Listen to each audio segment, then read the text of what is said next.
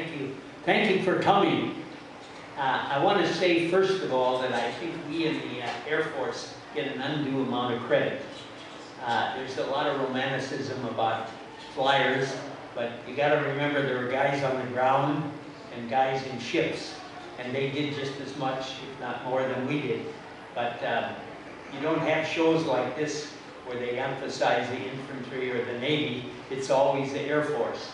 And so I want to pass that on. The second thing I want to say is these P-51s, for most of us that flew, they saved our hide a number of times because they chased the Heinies off when they were after us. And there were an outstanding group of men that flew them that were told at one time they couldn't fly because they had dark skin. And they showed that people that they were wrong. The Tuskegee Airmen, I happen to be in the 463rd Bomb Group. That if you see the movie Red Tails, you'll see a bomb group that they escort, and that's the bomb group I was in, the 463rd. So I have a lot of respect for those Tuskegee Airmen. The only thing I feel bad about is I didn't meet any of them until about 25 or 30 years ago. I didn't meet them when they were flying and escorting us. They had a lot more qualifications than we did because they had a lot more hoops to go through because their skin was dark in contrast to what we had to do. I enlisted and got into the Army Air Force 5 months after I got out of high school. I graduated from high school down here in White Bear Lake in May of 1942, and I entered the Army Air Force in November of 1942. And I went on and was trained as a navigator. I got my wings and my commission when I was 19 years old, and I flew 50 bombing missions when I was 20. Now that wasn't unusual. The average age of crewmen at that time was about 23 or 24. My pilot was 28, and we called him an old man. You see that B-17 sitting out here on the tarmac? I want to tell you a little bit about it. The wingspan is almost 110 feet. It's the length is 74 feet, just a little over 74 feet. And at the tail, it's 19 feet high. It has 4 1,200 horsepower engines. We carried 6,000 pounds of bombs and about 2,780 gallons of 100-octane gasoline. And we could fly about 10 hours when we took off with 6,000 pounds of bombs, but when you get back, you were running on fumes. So we liked it when the missions were shorter than 10 hours, and most of the missions I was on were somewhere between 6.5 and 8 hours. That airplane has 13 50 caliber machine guns. Every man on the crew shot the machine gun except the pilot and the co-pilot. If you look at the airplane, I was a navigator. I was situated right behind the bombardier up in the nose, and the 2 guns on the side of the nose were the guns that I fired. It was a fabulous aircraft in getting us back. It would take a lot of punishment. It would take a lot of punishment from flak and from German fighters, and we had a lot of it. Some people will refer to some of us as heroes. I'm not a hero. I merely did what I was trained to do. And the discipline that we learned was that you do what you're told to do, and that's what we did. The man in the left seat, the pilot's compartment, he was the airplane commander. Didn't matter what his rank was. He was the airplane commander. And you did what he told you to do. Now, it took a lot of cooperation with 10 men in an airplane like that to know how to cooperate with each other, and so that you did exactly what you were supposed to do. And again, our training was that way. The way we were trained was they gave you well, first of all, we went through Army basic training, which was you know, the typical thing, push-ups in the snow. I got to St. Louis, Missouri, where Jefferson Barracks was located in November of 1942. It was 80 above the afternoon I got there. The next morning at four above, and there was about 4 inches of snow on the ground, and the sergeant called us out, the drill sergeant. We still had civilian clothes on and wanted us to do push-ups in the snow. That was typical of the kind of training you got, and incidentally, that was good for you, because that was discipline that you learned. Now, when I was in aviation cadets, learning to be a navigator, one of the officers asked me, when you were a cadet, you didn't have any rank, so they called you Mr. He said, Mr. Clemens, what do you think of the discipline? And I said, I don't think it's too bad. And he said, you don't? Why? And I said, when I graduate, I'll introduce you to my mother.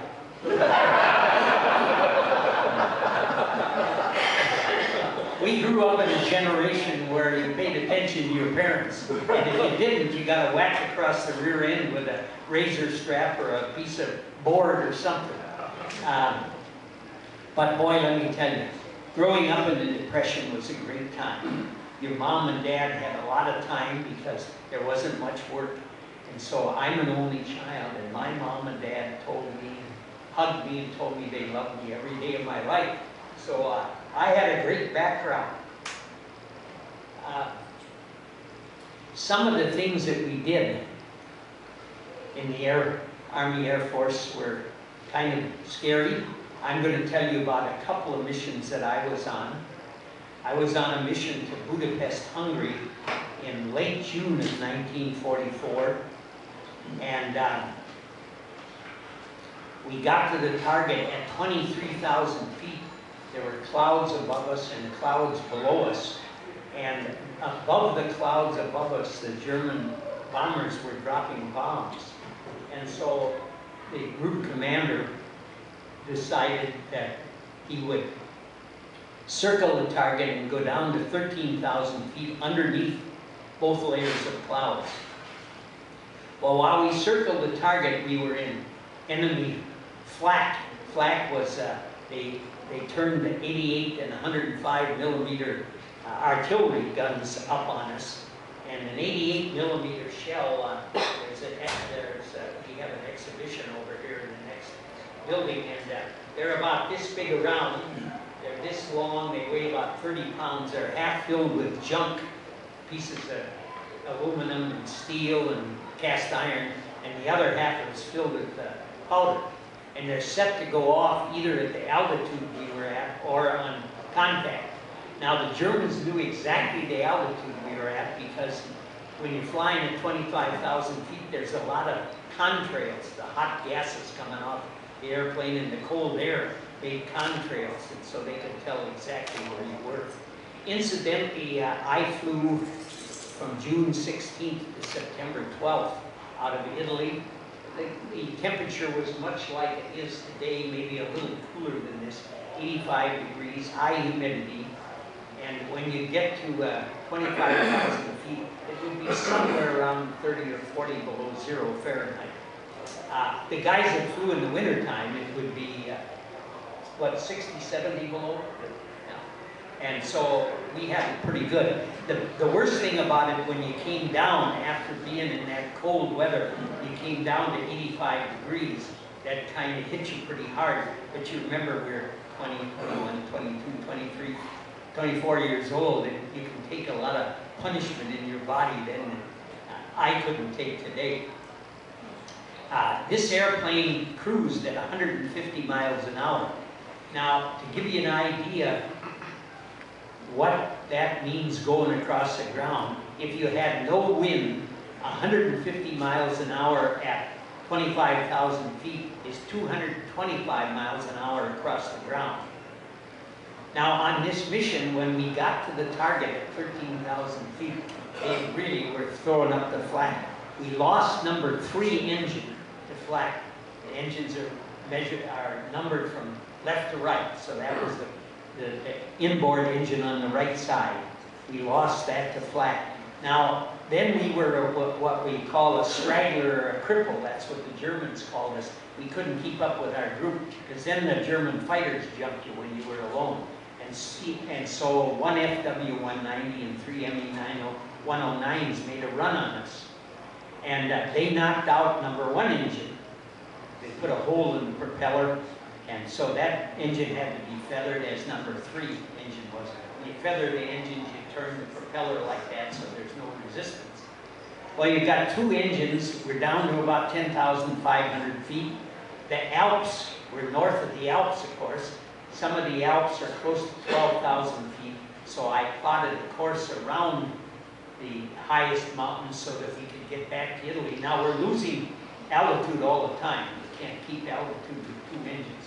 We threw a lot of junk out. We threw the floorboards out. I threw the bomb group, the bomb site out. The Germans had 5,000 of those probably. They did really good. And so we did get back. When we got back, I was absolutely flabbergasted at how that plane was shot up. It had about 30 holes about this big around from those 20-millimeter shells when they exploded. And it had about 300 holes this big from flak, the ground fire. Now the amazing thing was that ground crew in 2 weeks had 2 new engines on that airplane and every hole patched up, ready to fly again in combat. Now the ground crew used to tease us when we came out to the airplane in the morning and they said, for crying out loud, don't get this thing shot up, bring it back in good shape. But they were terrific. They were terrific. They did a fabulous job. Very important that they do that. Now you notice that I talk about men because there weren't many women. There were virtually no women in combat during World War II, so I talk mostly about men. One other mission, one of the targets that we had to take care of was Ploiești, Romania. That's where the Dutch and the Americans had built some oil refineries that Hitler took over in the 30s when he took power. And they produced, I think, somewhere around 50% of the oil that the Germans used. You can't run a military without oil. And so we bombed that target. I happened to have 5 missions over Ploiești. And we would have smoke and fire in the air 30,000 feet. And we go back 3, 4, 5 days later and they were operating at full steam. At gunpoint, the Romanians had to make that thing work. So they did a fabulous job, and boy were we happy when the Russians overran Ploiești, Romania, because we didn't have to go back there anymore. I'm going to stop right now and see if there are any questions. Any questions? Yes, ma'am. On the mission you were talking about first, where you had like 30 large holes, all of your crew was okay? Two guys got wounded, but very superficially.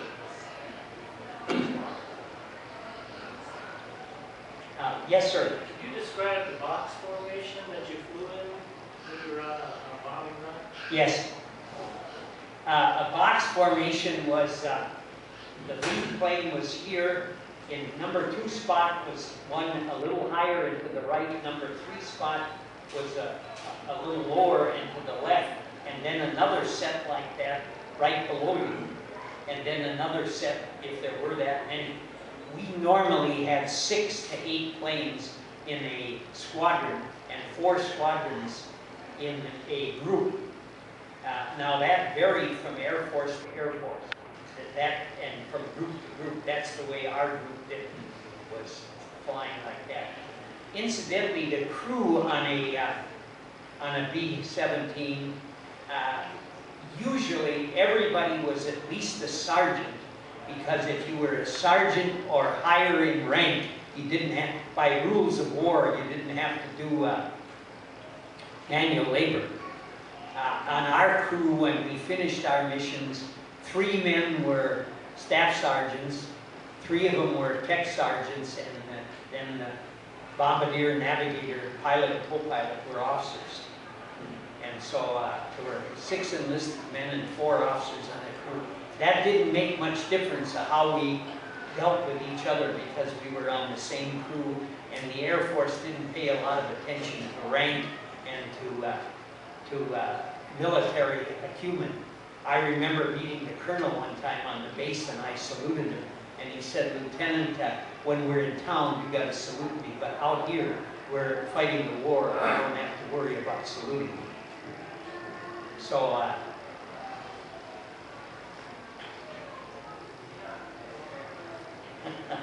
That's a request. Well, Stan Turner, who broadcasts on 1220 out of Stillwater, Minnesota AM radio, has a story that he loves me to tell. It was late in August 1944. I had somewhere, I don't know, maybe 38 or 39 missions. And when we came down to the airplane in the morning, the colonel, the bomb group commander, got into the co-pilot seat, and the co-pilot didn't go with us that day.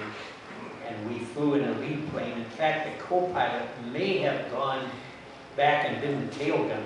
That sometimes happens so that he could report what was going on behind us.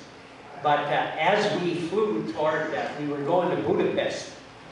And as you probably know, Axis Sally was an American lady who forsook her American citizenship and went to work for the Germans in the propaganda mill.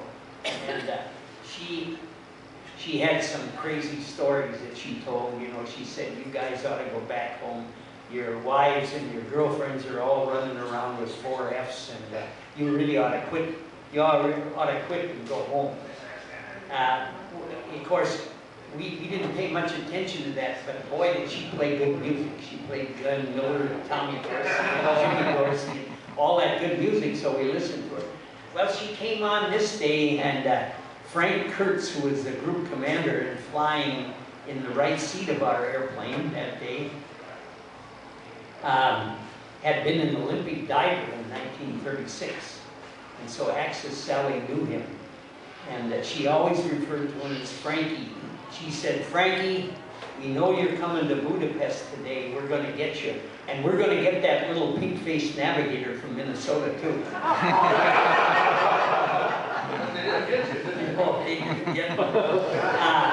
It sounds really funny now. It's pretty scary at the time. And where did they get that information? They probably got it from the Italians, because we didn't have fences around our fields. And I'm sure they maybe listened to me as I briefed the enlisted men on our crew when we got down to the airplane. We had been briefed in the briefing room, and probably they had heard that. I don't know where they got that, but she had to throw that in. I wasn't very important. Frank Kurtz was darn important, because he was the group commander, but she threw that little thing in, and Stan Turner loves that story. So, and as I say, it's funny now. It wasn't very funny then. Yes, ma'am. How many missions did you go on, and were you ever injured on any of them? You know, the good Lord was really looking after me. I never got so much as a scratch. And I got credit for 50 missions. Now in Italy, in the 15th Air Force, if you went north of the 47th parallel, that's where the Alps were. You got credit for 2 missions, because coming home, if you were shot up, it was a tough deal to get over the Alps. Usually on the way to the target, unless you got shot at, unless you got some flak before you got to the target. But coming home, it presented some difficulties. So I got credit for 50 missions.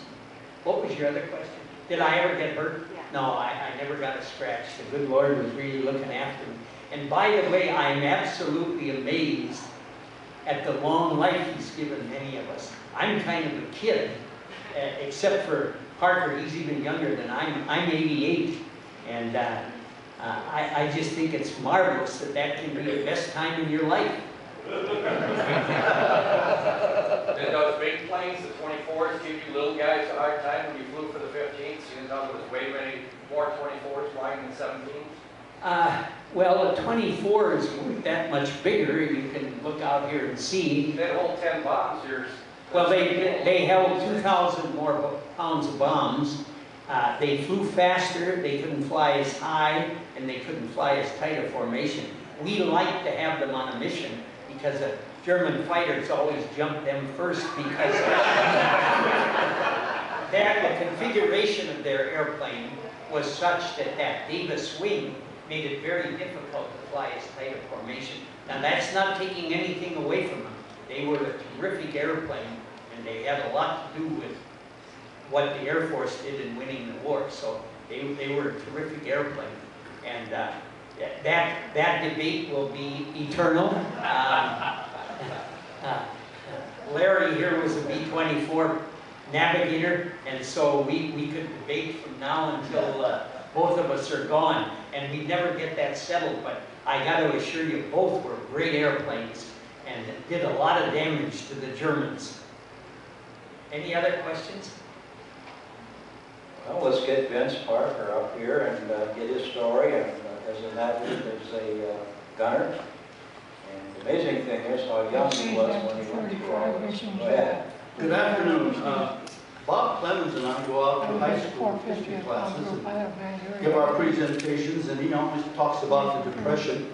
I like to let them know that the Depression started for Bob Clemens' mother the day he was born.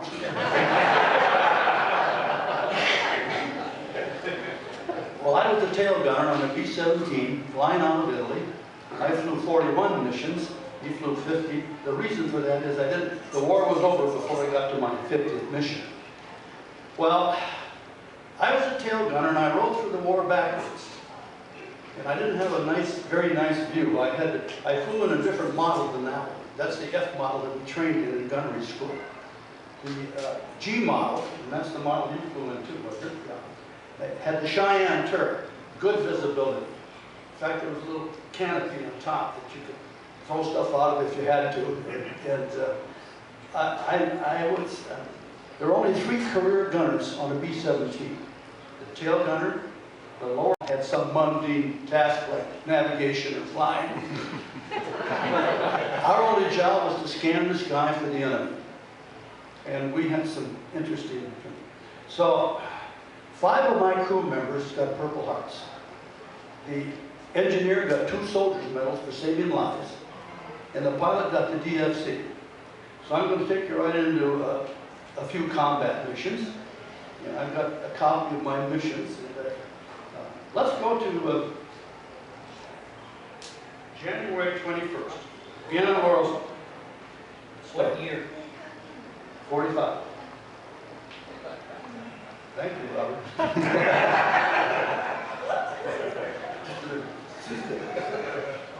Well, the navigator on our crew would always call for an oxygen check, just to check up to see if everyone was okay. Well, one day he called for oxygen check, and you go back and you start at the tail, at the most important position in the aircraft, make sure he was all right. Then you go down the line, and that day our radio man didn't answer. So we went around again, and the waist gunner and the radio man didn't answer.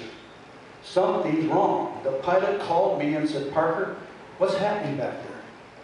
Well, I could look past the tail wheel, through the waist, into the radio room, and Faust was down. He was all cold. His oxygen line had been severed. And Patchy, one of the waist gunners, was trying to get oxygen into him. I reported this to Clancy, and he says, "We're going down." And he put that plane in the power dive over Vienna from 28 to 12,000 feet, past the red line, which is 275 miles an hour. Anything can happen after that. But on the way down, he radioed the crew, and he said, "Prepare to bail out." Well, I was always ready to bail out. I had my own escape hatch. It's underneath that, in the back, there's a little handle there underneath the horizontal stabilizers. And I would wiggle back there and put my parachute on. And so we pulled out, and we saved him. But he was never the same after that. But after the war, I was reading a manual, and I found out that the circuitry didn't reach the bell in the tail. If he'd hit the emergency bell, I would have never known it. One day, we took off for a target called Hagen's Home. It was in Hungary.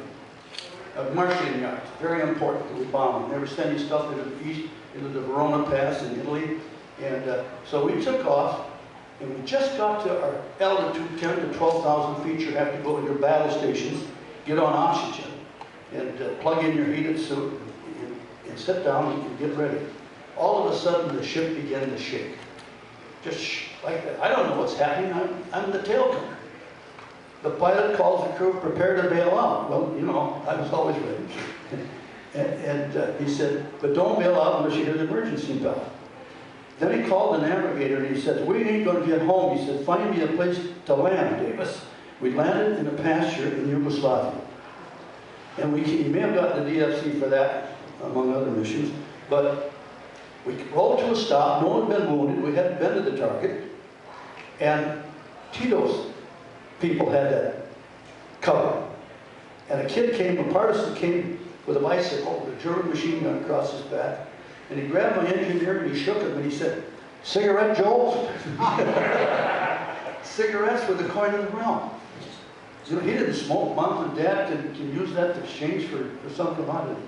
Our radio man called for help, and they flew a C-47 in. That's a twin engine, the Jeep of the sky, we like to call it. And it landed, it circled and landed. 10 guys rushed it. The door flew open, and here was a pretty nurse and a doctor, and we're all, she's mine. We were just kids. I was only 19 for all my missions. The oldest guy was, the Navigator was 23.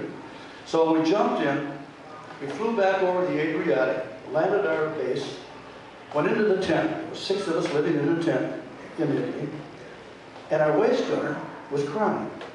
He'd heard he'd lost his crew. He didn't fly with us that day. Sometimes they would bump a waist gunner for a flat jammer or a photographer. And so we only flew 4.5 hours that day. It was our shortest mission. We got credit for it. Well, after the war, at a reunion, I told Patchy, I said, you know, when I came in the tent that day, you were crying. He said, the reason I was crying is I knew where your whiskey was. It had it hidden behind the clothes racks. When we landed from a mission, they gave us 2 free shots of whiskey. They should have given them to us before we went up. I didn't drink, I was just teetotal, just out of Sunday school more or less. So I would put my whiskey in a vino bottle, and I'd hide it behind the clothes rack. Well, I came in one day, and here's my whiskey bottle with in between the engineer's knees. Hey, Parker, how would you like to drink on you?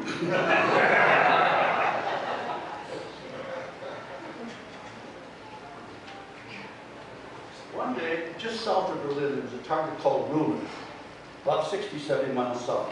It was an oil target, synthetic oil target. As Clemens mentioned, all the good oil was gone, so the Germans were very industrious. And they used carbon, and the oxygen, and make oil and gasoline. And we would bomb those targets. We had to knock them out. And so just as we came off the target, a shell exploded.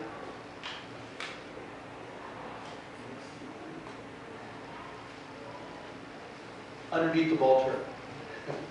And Ogle, the ball turret gunner, called up and he says, has anybody got a windshield wiper up there? And he said, there's juice flowing all over the ball down there. It was hydraulic fluid. And we were dropping back, we had other damage. And the pilot called me and he said, Parker, have you got your parachute back there? I said, come on, Clemens. He said, we may have to throw out your parachute. I said, I'm going with it. He says, your choice. I mean, we just kidded around and we kept busy with that to keep the fear away. So we have no brakes. We probably don't have tires. And we're going to have to put a parachute on the ledge. Not on this model, you couldn't do it. It's the other model. And there was, put it on, and I hooked up some parachute harnesses around my machine guns. All the way in on the landing pattern, he's talking to me. Don't let that go unless I tell you. I could have messed him up in the sky. You see in the movies where a parachute goes out, slows the ship down. And so there I am. The Lord is my shepherd. I shall not want. Yea, that I walk through the valley. We prayed a lot when we were up there. Don't need it, Parker. Throw it down. And we bounced down the runway. I threw it down. We used it all. We ground looped in the grass. And when we stopped, he came up to me and he said, Parker, you did good. I said, Clancy, I didn't do anything. So, well, that's what I mean.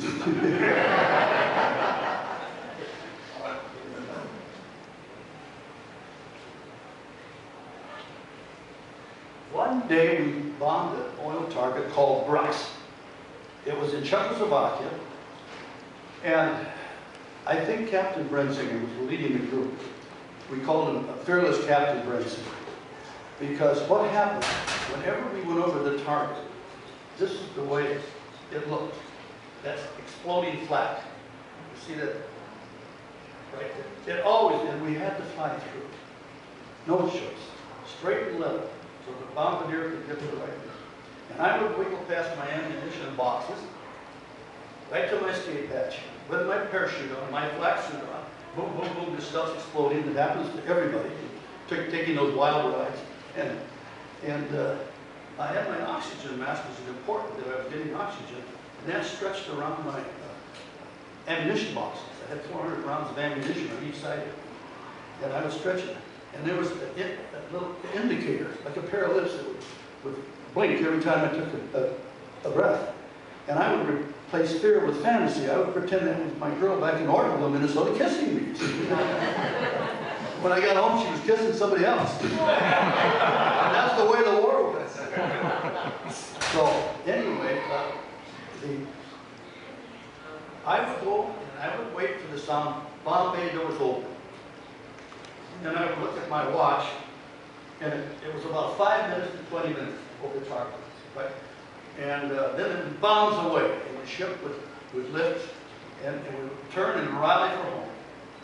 And I could see an awful lot of things down there that were happening because we had a good view, and we'd have to form up and head for home. But what happened? We didn't do it that way. We went over the target, bomb bay doors open, we went over the target, no bombs away. We did a 360 and went around again. Once again, we didn't drop our bombs. I don't know how we didn't get out of there because it's really getting tough up there. We made 3 trips over the top. Finally dropped our bombs. Now, when the war was over, I was back in the States and I was in a bar, kind of a restaurant bar, and I could hear Brenzinger's voice. He was a major. And I walked over to him and I said, Major Brenzinger, now where were you Christmas Day of 1944? Were you with me? Yeah, I was with you. Were you mad? Yeah, I was mad. When I got home, the mess hall was closed. We sat down. He wasn't a major. I wasn't a sergeant.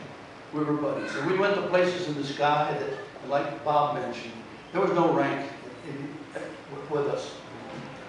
I don't know when I have to, but 50 years after World War II, I got a call. The guy on the line said, this is Goonie. I said, Goonie? A lot of my friends are Goonie. I'm Clemens. He said, this is David Davis. I was a navigator on a B-17 in Italy, and you were the tail gunner. I said, David, you died in that plane crash. We were in a terrible plane crash. They hauled you away, you were toast. That the rumors of my death are greatly exaggerated. Said I was in the hospital for months. I had blood transfusions and skin grafts. In fact, a Russian kid lay down beside me and gave me blood. He said, now I'm a Russian Jew. That inspired me to search for my crew, and I put 5 of them together at my house in Stillwater. And I had them bring their copies of their missions. I had them bring their journals, and I put out tape recorders. And I got all that information. And that man back there with that camera copied all those tape recordings, and they're phenomenal. And I got our viewpoint from where we were and what happened. And what happened that day is we bombed a place in northern Italy, and we came off the target, and the 2 engines in the middle were out cold. The 2 engines on the outside were running 3/4 power because the controls were shut out. So the engineer said, everybody get in crash position. Crash position was in the radio room in Spoonstown. So everybody got in there except the pilot, co-pilot, engineer that were needed up front to fly there. The engineer made a mistake. He was a curious guy. He got a PhD in pathology right at the end of the war. You could tell. So anyway, he stands up there and he's watching this. And when we crashed into 5 C-47s that were parked on the runway. We lost control of our bomber. And here's some pictures of the planes and all the crash and so forth. And what happened was the guys up front were burned critically. I went to the hospital to visit the engineer. And he was sitting in his bed, and there was a nurse at bedside with a pad and a pencil. And he said, dear Mom, don't believe all these telegrams you're going to get about me getting married. My secretary's writing a letter for me. And then he said, Parker, we're talking about President Truman. Roosevelt's the president. South, we died the day Roosevelt crashed. We crashed the day Roosevelt died, April 12th, 1944. And he didn't know that. Yeah. So, at 45. So anyway, that's what happened. We took some wild rides. We had, it was never fun, but somehow or other we survived it. I came home from the war. I had changed. I left my dad at a little meat market in the slot. When the bomb dropped on Pearl Harbor, cut me off, Clemens, when you're ready. When the bomb dropped on Pearl Harbor, I was out northeast of Ortonville, Minnesota, hunting jackrabbits. It never dawned on me that I would ever be caught up in the war. I just turned 16. But it wasn't long before able-bodied men and women were leaving my hometown. And the women played a major role in World War II. Waxed and waves and Rosie the Riveter and all that good stuff that you read about. And I think that the Second World War was the second emancipation for women. Before that happened, Mrs. McAdee would call up the butcher downtown and we would deliver stuff to her. The only time you saw her was she saw the clothesline. And she didn't get downtown. One car in the family. I'm getting a little off a little bit here, but women should know this. And in gunnery school, Liz Strophus, you may know that name, very famous. She and I got together and we think that she drove on me with 1860s. Yeah, and I'd fire camera things to get them developed. And then we would shoot at toe targets and have our bullets set. Well, anyway, I'll close by saying that when I stepped off the bus in Ortonville, my mother was waiting with me for open eye, crying, and my dad was behind at the corner cafe with his foot up. And I knew tomorrow I'd have on my butcher. Any questions?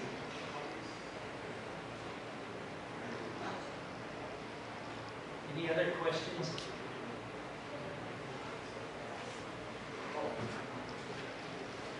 Yes. How many different planes do you fly in? Pardon? How many different planes do you fly in? Okay, good question. How many different planes did you fly? On my first mission, I flew in Jack Haley's Congo. And that was November 18th. And let's see now, we were assigned Princess Aurora. And I flew that on December 16th, and I flew Amazing Maisie on that Hagen home run when the Force Monk landed and we were flying Amazing Maisie. I flew in Slick Chick. Rita Hayworth was on that. And I remember looking at her and the pilots up there, hey partner, get in, we have a mission to fly. So anyway, on that mission, my ammunition box, it goes on, thanks for having me. Ammunition box behind was part of it was blown away, and I rummaged through it, and I found a little piece of flak, and I've got it in my briefcase somewhere. So I flew 41 missions. Those are the different aircraft that I flew.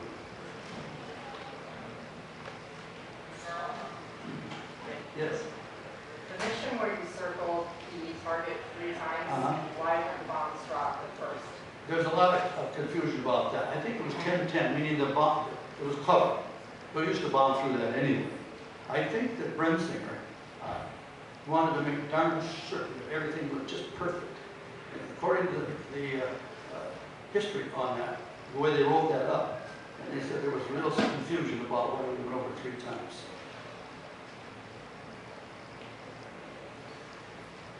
After the war, I went to college on the GI Bill of Rights. I went to Hamilton. And I never would have gone to college. I would have ended up in Dad's butcher shop. That's all right. And I got the GI Bill, 4% loan on the home. So there was, everything was a good thing to have. Would the person that owns the car under the wing of the B-24 come forward? In the meantime, thank you for your patience with us in such a crowded place. And it's just been a joy to be here with you. And I know these folks have felt the same way. It's part of the love for our plane, our cars, and our nation. So I'd like to have the gentleman that owns the car come up and give you a quick spiel on that and why it's here.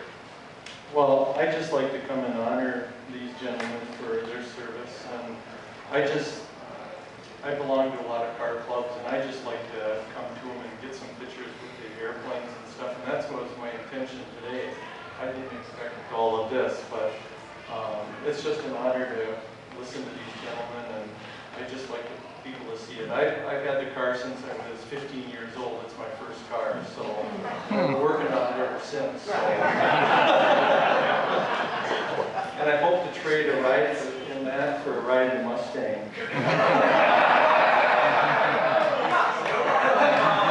Thank you.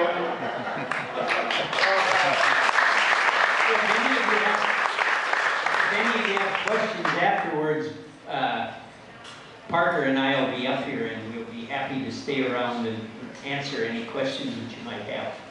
I'm going to put in a little commercial here.